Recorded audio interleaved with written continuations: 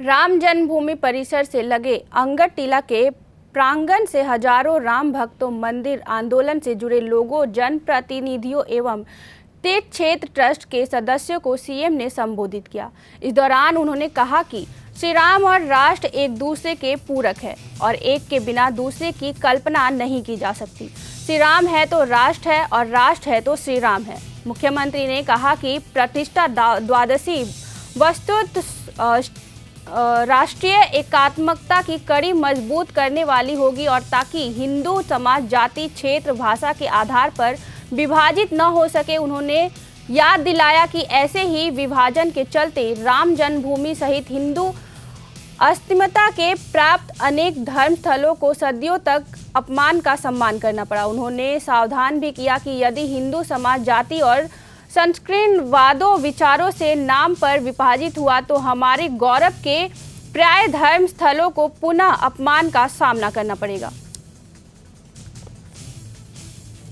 बहनों और भाइयों, हमारे सामने बहुत सारे लक्ष्य हैं। एक चीज हम सबको इस बारे में ध्यान रखना होगा और वह इस बात को लेकर के रखना होगा कि किन कारणों से वे कौन सी परिस्थितियां थी कि समाज बटा हुआ था और हमारे पूज्य आराध्य देव स्थल अपमानित हो रहे थे। अगर हम जाति के नाम पर और तमाम अन्य वादों के आधार पर विभाजित रहेंगे तो इस प्रकार की अपमानजनक स्थितियों का सामना हम सबको निरंतर करना पड़ सकता है और इसलिए आज की आवश्यकता वही है जो न केवल हमारे वर्तमान को बल्कि भविष्य को भी सुरक्षित रख सकता है।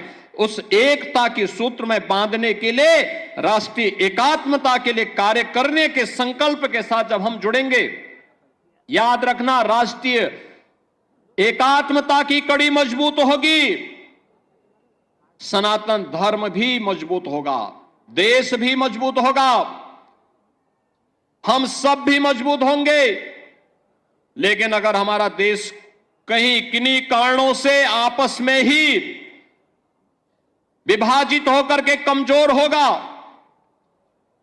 जातीयता की खाइयां चौड़ी होंगी, क्षेत्र और भाषाई आधार पर हम विभाजित होंगे तो इसका खामियाजा सबसे पहले हमारे पूज्य धर्म स्थलों को ही भुगतना पड़ेगा, बहन और बेटियों को ही भुगतना पड़ेगा।